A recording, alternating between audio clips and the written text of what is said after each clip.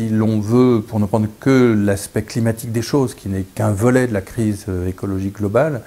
mais si on se dit qu'il faut éviter un réchauffement du climat de 2 degrés Celsius par rapport à l'ère pré-industrielle, un chiffre qui paraît peu apparemment, mais qui en fait entraînerait des conséquences massive et très dangereuse pour l'ensemble de l'humanité. Oui, les analyses de climat, les modèles mathématiques, le travail scientifique nous dit qu'il faut réduire les émissions de gaz à effet de serre de 80% à l'horizon 2050. Malheureusement, et malgré le travail des écologistes, des scientifiques, de milliers d'écrits, d'analyses, d'études depuis maintenant au moins 40 ans, on a un système global qui dégrade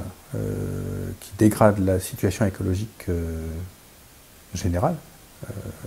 par des émissions de gaz à effet de serre qui continuent de manière très intense, par une destruction des écosystèmes qui elle aussi atteint un rythme vertigineux, par une pollution généralisée des milieux, et en même temps une souffrance humaine de plus en plus grande, avec des inégalités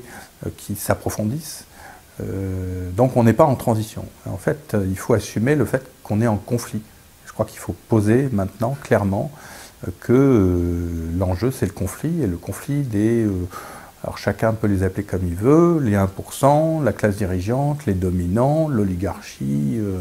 peu importe, mais cette fraction de la société qui a un pouvoir énorme, une richesse énorme, qui tient les rênes fondamentalement de nos politiques et qui entraîne ces politiques dans un sens extrêmement négatif, aussi bien sur le plan écologique que sur le plan social. Donc c'est une bataille vraiment pour aller vers l'indépendance des pouvoirs économiques. Mais pour l'instant, même si heureusement il y a beaucoup d'informations autres qui passent, on reste encore petit par rapport au schéma global, aux idées dominantes qui sont transmises très largement à l'opinion publique, à la majorité des gens, par les grandes chaînes de télévision et les grandes chaînes de radio.